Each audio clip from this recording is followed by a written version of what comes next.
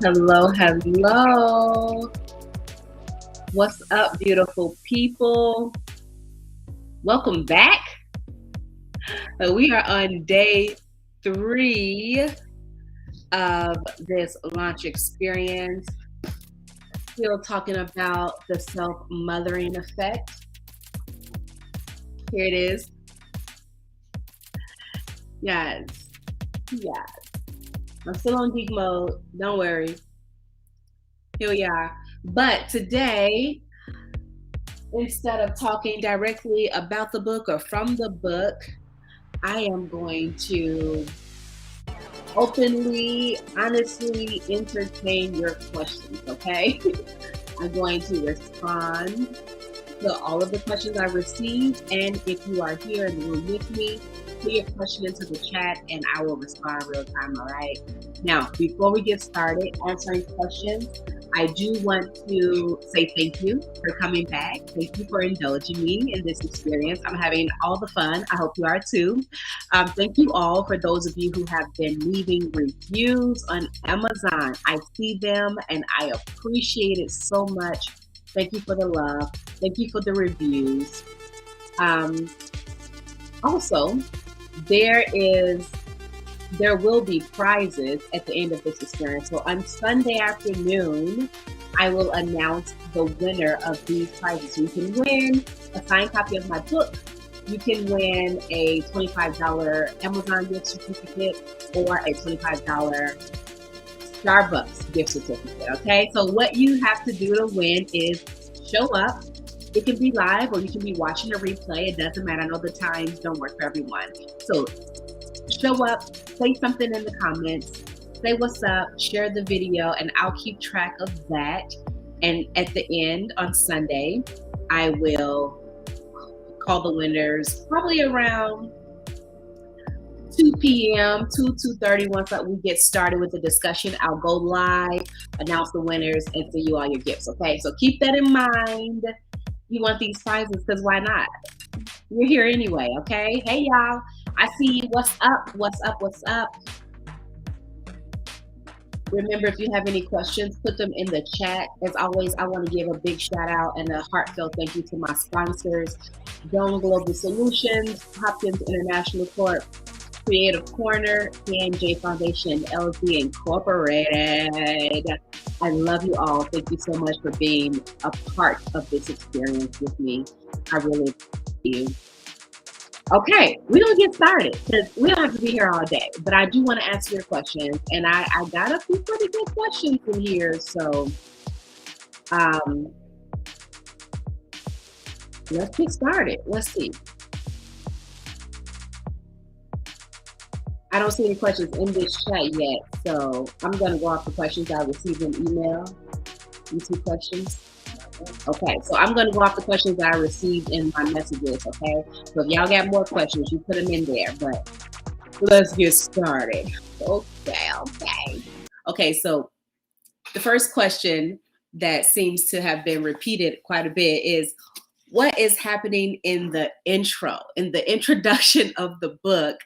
There is this long stream of consciousness where I give a very vivid and real look into my brain. Like, this is what's happened. I have this duality of what's going on in my world and why is it happening, and is there a reason for all of this pain? Is there a reason for all these things we go through in life?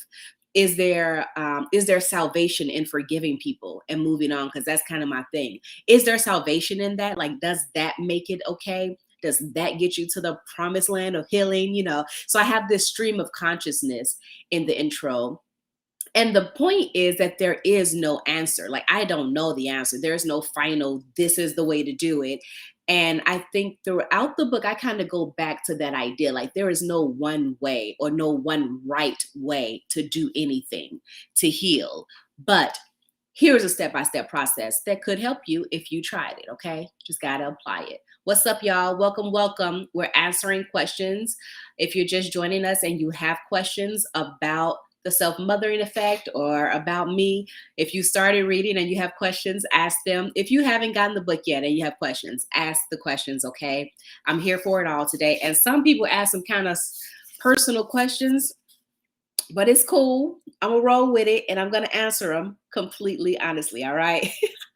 So that's the intro. It's a stream of consciousness, something to think about, opens up your mind, take it or leave it. But you want to get to chapter 1, okay? The intro is cool. It's really nice. But chapter 1 is where you really start seeing what I'm talking about, okay? It gives you a better understanding, all right? So the next question, someone wanted to know about my writing process. So how did I write this book? And I didn't, I think I said before that it took me like 10 years to create this whole, to create this. It took me 10 years to create this, but I started writing this story 10 years ago. 10 years ago, maybe a little over 10 years ago, I started writing this story, and I would go back and forth, write a little bit, stop, write and stop, because all of the book was laced with anger and pain. And what I was doing for a long time was pointing the finger, talking about how people had disappointed me and what happened and how this happened and then that, and the cause and effect of it all and how horrible people were. Because you'll see when you read the book, there are a lot of people taking advantage of me, and I was being traumatized in a lot of different ways. So it's not that it wasn't valid, it's just that it doesn't help anybody else. And so it took me at least 10 years to let all of that go, to heal in a way that I could present the stories without the pain, without the disappointment being present. It's in the past, it's not present. So when I was pregnant with my second child, this is 2019 and half of 2020, I literally sat down and I wrote 3 full books. I wrote a book. You see how I have a unique approach to childhood trauma, narcissistic abuse, and codependency. So literally, y'all, I wrote an entire book about childhood trauma with lots and lots of stories. I wrote an entire book about narcissistic abuse and my experiences with that, and very painful experiences with, like, first of all, being abused by a narcissist, but being trapped by a narcissist, having a baby by a narcissist, and all the things that came from that. And then I wrote a whole another book about codependency. And I didn't finish the codependency book. I got halfway through and went, I don't even need this anymore. Like, it's not even relevant. Like, all these stories are nice and they're really entertaining. I might put some of those stories out at a later date just because from the outside looking in, they're very entertaining stories. A lot of drama, and it's kind of fun if you're not enveloped in the pain of it. So that's just the truth. So I might put some of those out later. But for this purposes, I decided that I don't need those stories anymore because I've healed from all that stuff. What I really needed was the lessons to share with other people. So I kept thinking, what is important for me to share right now, but what's important for my daughters to read later? Because they're going to get older and they're going to read this book. Lily, my older daughter, has already signed her copy of the book. She signed my book. I'll put those pictures up later, maybe tomorrow, y'all, or later tonight. She signed my book because she is the catalyst for the huge transformation that I started going through when I was pregnant with her. It was her. It was about her. Even though I didn't know her yet, I had dreams. I had 3 dreams that I had a daughter named Lily. And I was so messed up, so confused that I kept saying, I don't know what I'm having. Maybe I'm having a boy. People say it looks like I'm having a boy. But I had 3 dreams. And now those of you who know me now, you know dang on well, I take dreams very seriously. And I talk to ancestors in dreams. And I make decisions in dreams. And things come to me on a regular basis in dreams. So I knew that about myself. But I was so entrenched in trauma that I couldn't rely on my own senses. I had a baby daughter in my dreams saying, hey, her name and everything. Anyway, that trips me out. But thinking about what I wanted to serve them, and what I want them to take away from our process. I didn't want them to take away the pain. I didn't want them to take away the helplessness or the victimhood that I was feeling. I wanted them to take away the triumphant version of me, of their mom. I wanted them to take away their mom who has a superpower, because I really have developed this superpower of loving people beyond what they seem to deserve, like really seeing a person, an individual, for who they are, beyond their mistakes, beyond their lies, beyond, the pain they've caused. I have really developed this superpower, and that's what I use to create this. That's what I use to help other people heal, and that's what I use going forward in my business, helping people to re-embrace intimacy in general. So more on that later. Yeah, more on that later. But that was my process for this particular project. And it's not the typical author process. It's not the typical writing process, but it is what I needed to make sure I was only giving you what you need, not dwelling in my own stuff. Like, this is straight to the point. You see how thin it's not a very big book. And I had 3 books. This came from 3, y'all. And I went, no, what's important right now? What's most important? And that's what you got. This is what's most important. This is what will help you right now. And that's why I put it out this way. Okay. So that's that. Hello. Drop questions if you have them. If you have questions about what I'm talking about, feel free, y'all. Okay. So, and I guess in similar to that question, somebody asked me what made me become a writer, like why did I become a writer? And the truth is, I've always been a writer. I was a writer as a child. As you read the book, like in the first chapter, I talk about how I love to write. Or it might even be in the introduction. I don't remember. But I talk about how I love to write as a child, and that's what I did all the time. I had all kind of stories. I had enough stories for several books. And then I just didn't pursue that because I was afraid to do what I really wanted to do.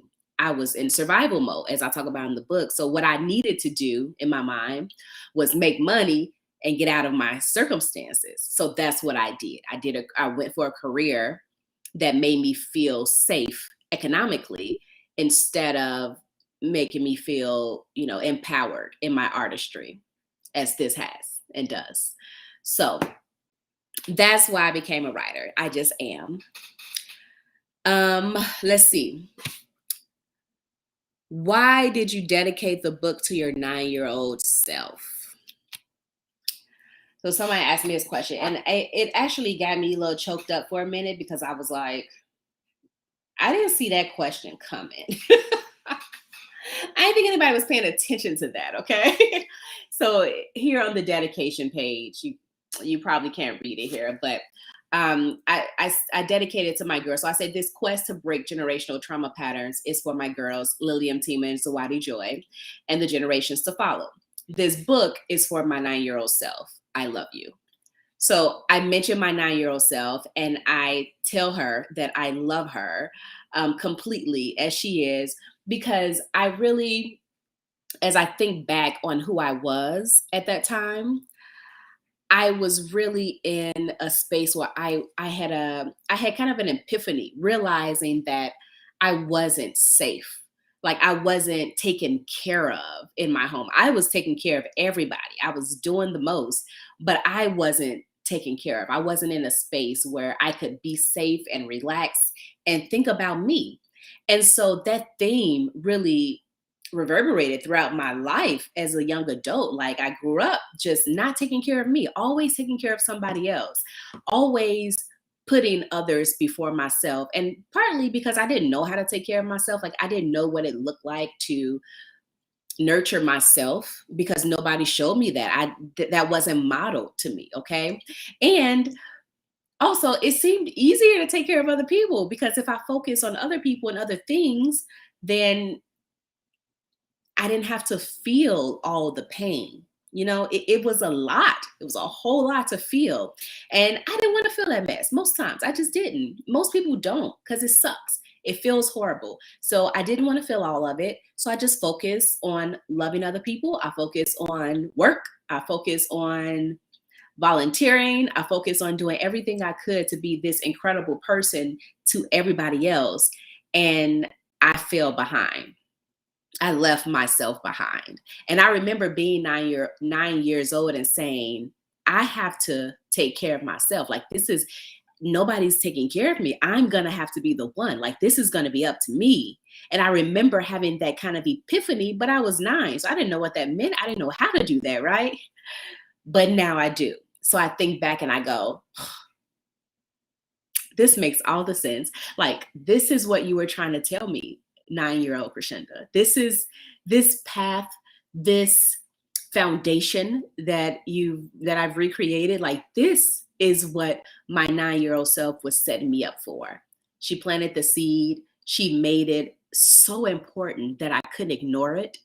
It didn't matter what I did. It didn't matter how hard I focused outwardly. I couldn't ignore the call to focus inwardly, and thus save myself from a lot of trauma, save my children, save their children, save my grandma, save my other ancestors. When I tell you this thing goes far and wide, up and down, backwards and forward, when you really focus on yourself and you change from the inside out, you literally, scientifically, literally change your DNA.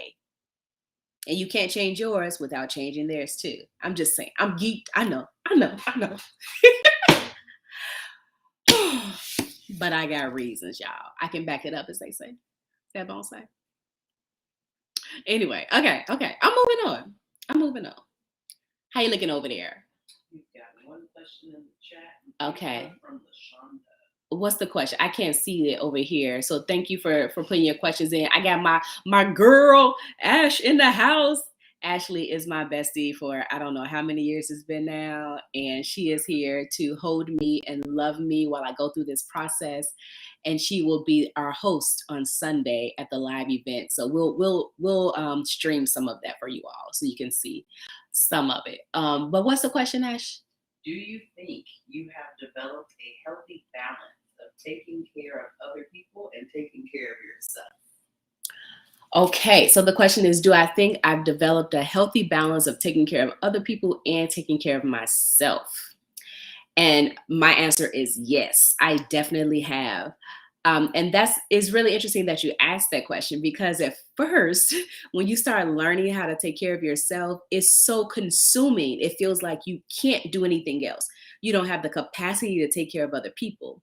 So it feels like you just kind of go lopsided and you're very selfish and self-in tune, and you don't have much to give, honestly. And that's by design, because you're an empty vessel. So you have to like build up a foundation. You got to build up that lining, a tolerance first, before you can start to give out again. So yes, now I have a healthy balance. I fully take care of myself now. My boundaries were all messed up for a very long time. And it took years of practice. Now, it wasn't overnight. It took years of practice, putting boundaries in place that were true to me and enforcing them. And after years, when I say years, I mean, this started before I had my first child. So probably 8-9 years of me trying, failing, making a little leap, little step forward or a little step up. And it just took a minute. And finally, I'm like, yeah, this is good, because guess what? Nobody runs my life. Like, I had a recent, nice fake argument with a mom about children, her children being first. And I'm like, that's your story, it's not mine. No, my children don't even go first. I love them with everything that I am. Like, I do so much for them. However, I go first because I can't do anything for them if I'm an empty vessel. And that's one of my foundational beliefs. So I take care of me first, and then I give from the overflow, y'all. And that, my friends, is where it's at. You have to give from the overflow. So you got to fill yourself up. And I mean, really fill yourself up. Not just, get a little bit, then give it, get a little bit, give it. You're always depleted that way. It's exhausting, and you never have enough. Okay. I mean, fill yourself up to your overflowing, And you can do that in a variety of ways. And I give many ideas in the book here. So you can do that in a variety of ways, but you fill yourself up to your overflowing. And then you give from the overflow. So that means I have energy to give to my children. I have energy to give to my lovers. I have energy to give to my friends. I have energy to give to strangers. Like when I run into somebody and they're having a tough time, or they just need a smile, they need a hug, I'm here. And it takes nothing away from me. It's easy because I first took care of myself. So I hope that answers your question. We good, Ash? No more. Okay. All right. I have some more questions on paper from the ones you all sent in. So, okay. So this question, I debated answering because I thought some asshole is doing the most. But the truth is, this book is really it can be jarring. It's very personal, and it really pulls at your stuff. So if you got a lot of personal stuff going on, you're gonna feel it. It's gonna pop out at you. And that's partly the point. And then going through healing work is a lot too. It's a lot of work. So people really get anxious sometimes. Excuse me. They get upset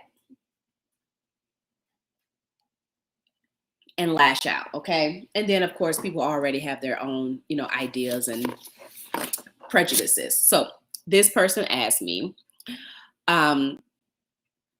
so in chapter 1 of the book, if you haven't gotten there yet, it'll be hard to really follow, but I'll give you a really quick synopsis, okay? They asked me, how did you go from this responsible goody two-shoe, that's what we used to call, kids who did everything right back then, right? How did you go from this responsible goody two-shoe teen to trying to have sex on the stairs? So, and I almost went, get the fuck off my messaging. But that's not fair. They want to know. I assume it's a male. And it took me back because when I first started writing this, I wrote this chapter 10 years ago. That chapter 1 was the first thing I ever wrote about this book or for this book, right? And I shared it with my friend at the time. And he asked me a question that was almost exactly like this. And I just went, this is interesting because in the chapter, I talk about how I did everything. Like I was a teenager, I think 16, but I was doing I was taking care of my younger siblings, and I go through the process of what I did, like getting up at 5 a.m., dressing them, dressing me, breakfast, walking them to school, then taking myself to school. I was a straight A student. I was in academic decathlon. I had a job after school. I was paying bills. I was doing the most. I was a little adult, okay? And also in that chapter, I share this moment that I had on the stairs trying to have sex with this boy that I like, right? So this person's like, how the hell you trying to show yourself to be this goody two-shoe, but you in the hallway trying to have sex on the stairs with this boy? And my thing is, dude, everybody is a complicated human individual. I can be this super responsible goody two-shoe and also want to have sex like all other teenagers in the freaking world do. It's a thing, and it's not a big deal. And a part of what I do and what I really enjoy doing and what is all throughout this book is de-shamifying. When I say I tell you the absolute truth, because there is no shame in it. So when people get, they get a little sideways and they try to throw a little shame my way, it's automatically blocked because I don't have none. You've met me. I have none, okay? I have no shame because there's nothing to be ashamed about. Y'all, read it. You'll see. But what my point was in writing that is to show the duality of who I am. I am this very responsible, dope person who do what I got to do. And I'm very loving and embracing. And then also, I like to have sex because I got regular hormones. Like, it's not that serious, okay? So that's really all it is. That's what happened. That's what it is. And there are many other stories in the book that show the duality of who I was then. And to take that a step further, because yesterday I think I had a little rant about people being judgy, because I knew this would be a thing, because it's an emotionally moving book. Okay. So the stories are very emotionally moving. So I knew it would come up. It would be a thing to some extent. And here's the thing, y'all. Judgment will keep you trapped in trauma. Okay. The only thing we judge is stuff we think, we should be ashamed about, or a reason to hide our shame and project it onto other people. And since I'm all about de-shamifying everything possible, guess what? My reaction to your judgment is, you need to read this book. You need to keep reading. You need to keep reading. Finish it. Help yourself. Let me help you. Okay? That's really the truth. That's the truth. You need to be set free from it. Free yourself. Keep reading. Keep reading. Learn how to free yourself. Learn how to mother yourself back to health. It will help your life. I'm telling you. So that was that. I just thought that was hilarious. And I'm just like, wow. Somebody else asked me this question. I didn't think that would happen again. I thought that was a one-off. But okay, I'm here for it. I can address it.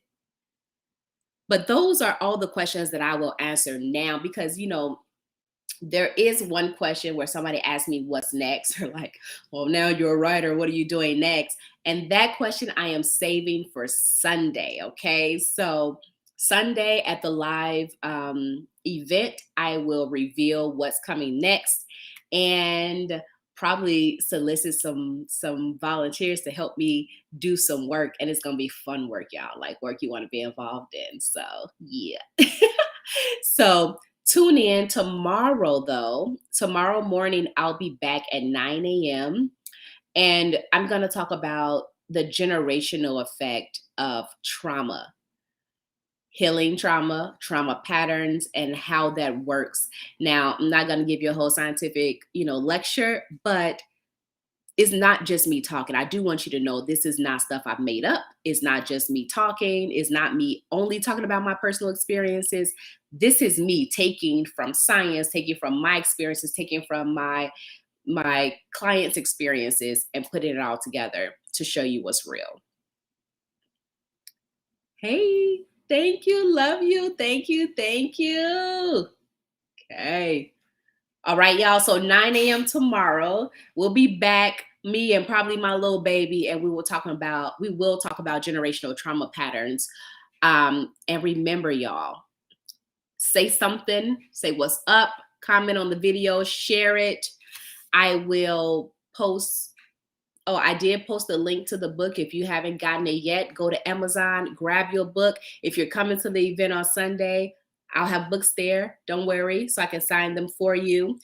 And like or say something and share, so you can be entered to win one of those prizes. Okay, a signed copy of my book, a $25 Amazon gift card, or a $25 Starbucks gift card. All right, you're in the running. I see you.